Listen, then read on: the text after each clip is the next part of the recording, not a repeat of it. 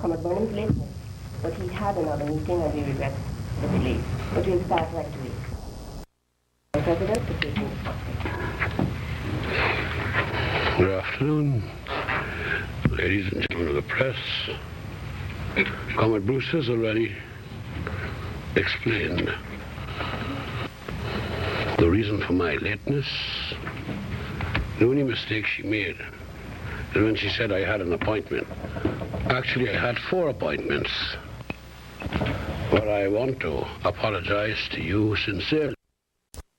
Mr. President, Guyana could obtain significant dollars of payment support from the World Bank or IMF if agreement on an adjustment program can be reached. Please comment on or react to this statement in the light of the welcome news of the World Bank that Guyana has realized a 5% growth over the last year. Depends on your definitions. When you speak of Guyana being able to obtain significant balance of payment support from the IMF, what is significant?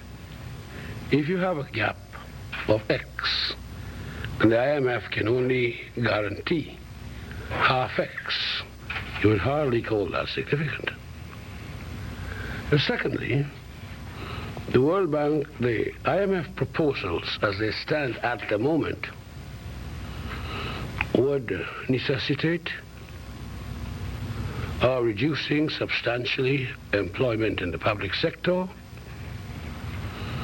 It would mean also removing subsidies from some very vital services or commodities.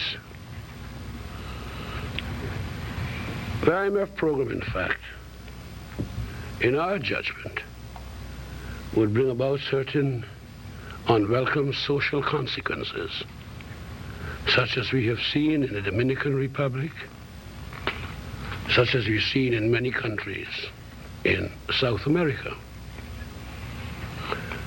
Now, as I understand it, the World Bank does not give funds in support of balance of payments. The World Bank's disbursements are project-oriented. We have been able to get a number of loans from the World Bank for particular projects like a large forestry project up the Demerara River, I think electricity, and also bauxite. That we have shown, according to the World Bank statistics, a growth of 5% during 1984 is indicative of what we have been able to do without IMF support. Mr. Burnham.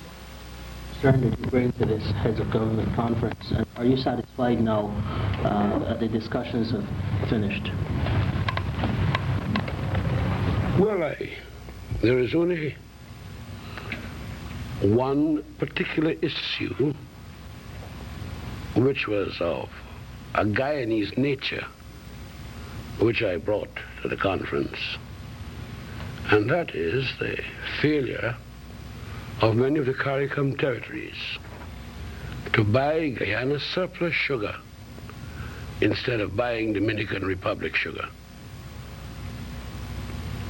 Otherwise, my concerns and issues, I would say, were regional. So far as was possible and practicable, I am satisfied with the results of the summit just concluded. Mr. Burnham, a question of sugar. Many countries are saying that Guyana sugar is too expensive. It's something like 4 times the world price. Have these allegations been true? That's not an allegation. Your multiple may be wrong, but your principle is right. But you must understand the background to it. When Guyana in 1974 and 75 was getting 650 pounds per ton, and those were not the weak pound that we know today. Guyana agreed on a formula which led Guyana to sell sugar to Caribbean deficit countries at a much lower price. Our argument is that it's a give and take world. When we could get 650 pounds a ton, we sell it much cheaper to our Caricom brothers. Now that the bottom has fallen out of the world market price, it is only fair that we get the same price, because we lost millions of pounds selling sugar at the lower price in 74 and 75. Sir, at a rough time economically now, isn't it a bit difficult asking the CARICOM countries to take expensive sugar at a time like this? It is not expensive sugar. It is sugar which covers the cost of production. There are many Caribbean products which Guyana purchases, which are more expensive than their alternatives from other sources. Can you give any examples, sir? Steel from Trinidad, for instance. And it seems to me that the purpose of a common market, sell it cheap. And when the price of sugar is low, to have no market. And the price at which we contend our sugar should be bought, though there is some flexibility, is a price that was agreed. It is not a price imposed by Guyana. To what extent have you been able to get an undertaking from the OECD that they will, in fact, buy Guyana sugar? Pointed out that to purchase this sugar would provide a means of Guyana's liquidating, in part, its indebtedness to CMCF. Are you satisfied with that? You speak of it as an illusion. You know, in life and politics, as in mathematics, you have to accept the highest common factor. In the Caribbean, there are reports circulating that there's a security amendment bill that is causing much concern to some opposition groupings at home. Could you clarify the position on this security amendment bill? First of all, it is not a bill. It is now an act, having been passed by the Parliament and assented to by the President. But secondly, it is something that is provided for under the present Constitution and under all of the constitutions under which we have operated from the time I was in politics. Thirdly, it is only, it gives us, the government, power to do certain things in certain instances. It is also part of the paraphernalia of all states in the world, whether they be the Soviet Union or Poland or the United States or United Kingdom. In fact, in the United Kingdom, you have a much harsher piece of legislation referred to as the Prevention of Terrorism Act. I should also like to remark that we used to reenact every year by resolution this particular piece of legislation. My colleagues advised me, and I accepted their advice, that rather than going to the House every year, let us put it permanently on the statute books, and it is permissive and not obligatory. We may invoke it if the necessity arises. If no necessity arises, we will not invoke it. And it is intended to be as protective of the opposition as of the government. In fact, the government itself has the means to protect itself much more successfully than the opposition. Recently, the leader of the minority leader, called on our Minister of Home Affairs to point out to him that he had information that there were certain threats to him issuing from Guyanese domiciled or resident in Canada, that his life was in danger. He asked for protection. We did give him such protection as he was willing to accept. And we were rather concerned about his state of nervousness. And this is as protective of him as it is of us. As I said before, we have the capacity, formally and informally, to take care of ourselves much more successfully and condignly than does the leader of the minority. Does your government consult? Could you give us any idea about over what period the government hopes to honor its debt obligations to member states of the community? I saw one report this morning suggesting that in the case of Barbados, the time frame might be 5 years. We do not owe Barbados. We are indebted to the CMCF as a result of an indebtedness to Trinidad. Barbados, because it had a surplus in trade with Trinidad, has become the creditor to CMCF. It is nothing that we took from Barbados. It is what we had taken from Trinidad. Provided our economy continues to turn around as it has shown signs of doing, a 5% growth, real growth last year, provided in Caricom they purchase Guyana commodities, we will be able to pay off in a short time. That's one of the things about the sugar. We have millions of dollars of sugar we can sell, but we can't sell it in the Caribbean. If we sold it in the Caribbean, we would return the benefit of such sale to the CMCF.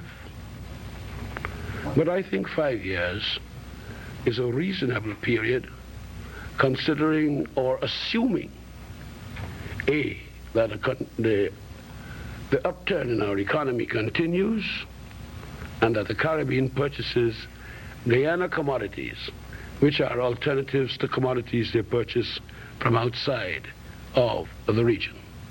What about the case of Trinidad? Please. One second. What about the case of Trinidad?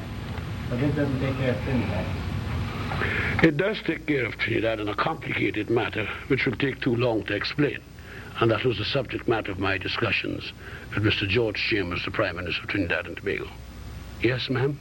I gather that your CARICOM counterparts, the other heads, valued very much your lines of argument and the way in which you approach certain issues.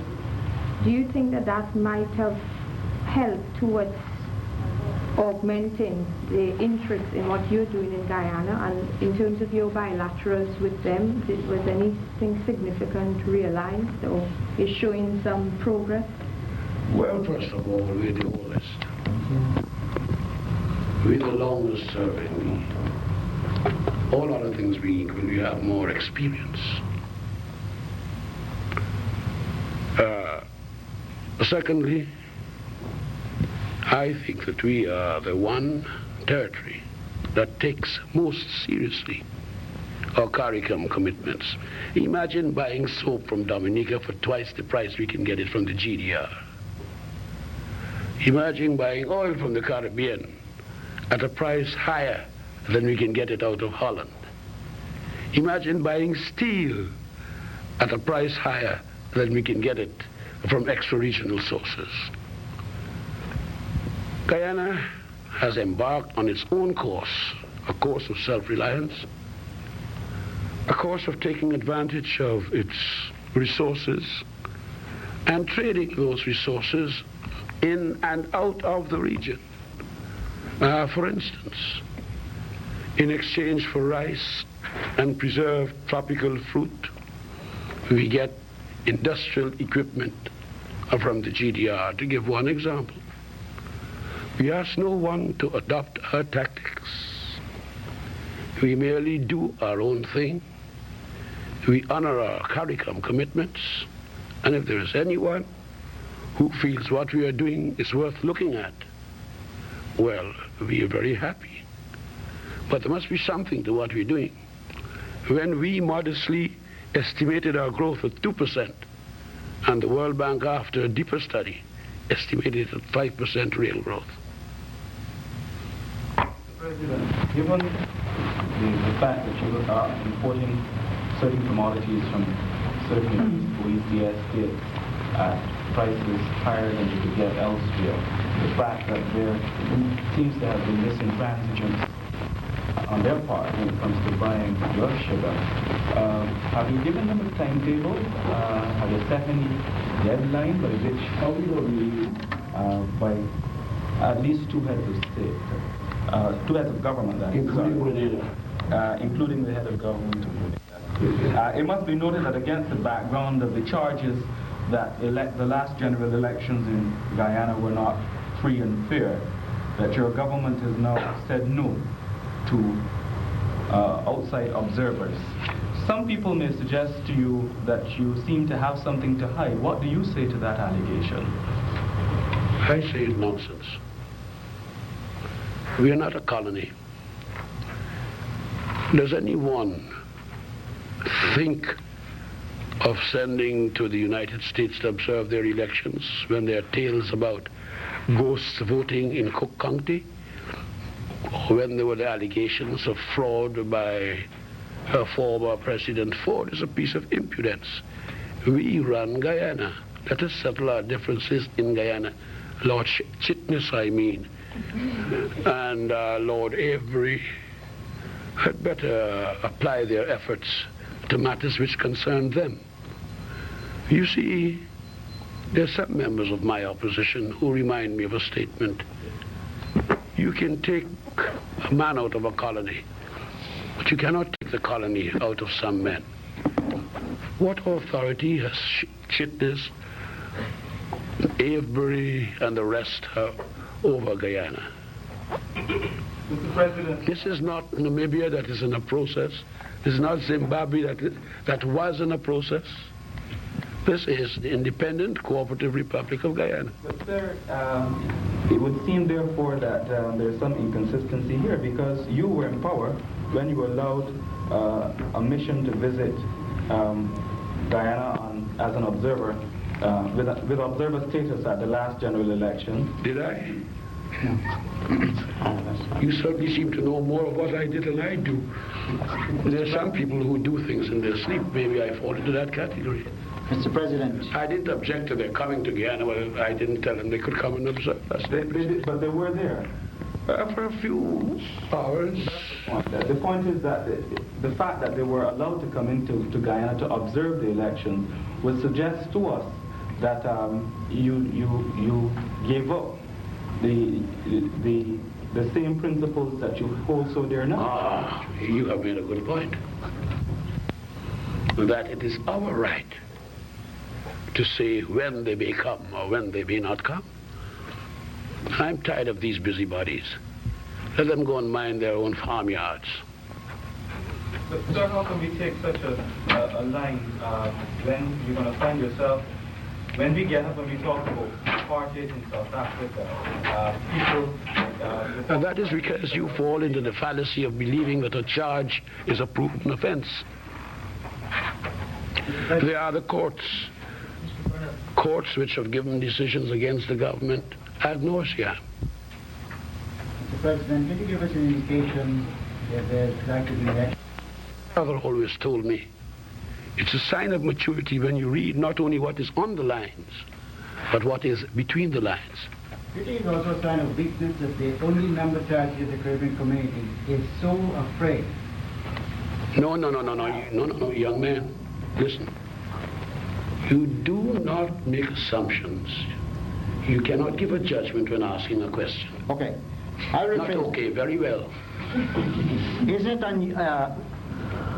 except Guyana, all other member territories of the Caribbean community, which, like Guyana, claim to believe in multi-party democracy, find no problem whatsoever in having anyone who so desires so come and observe the conduct of their election. Has anyone asked to go to any other country?